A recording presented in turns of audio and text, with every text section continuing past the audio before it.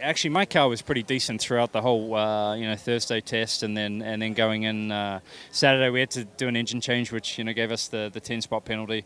I've been disliking those lately. Every time we seem to get the car worked out, we have to take a penalty. So, the car has been comfortable. We didn't change it too much, and when you have weekends go like that, you know that the car's pretty decent. So, I didn't expect us to be capable of going for a win today. I definitely thought a top 5 for sure for our team and for the car.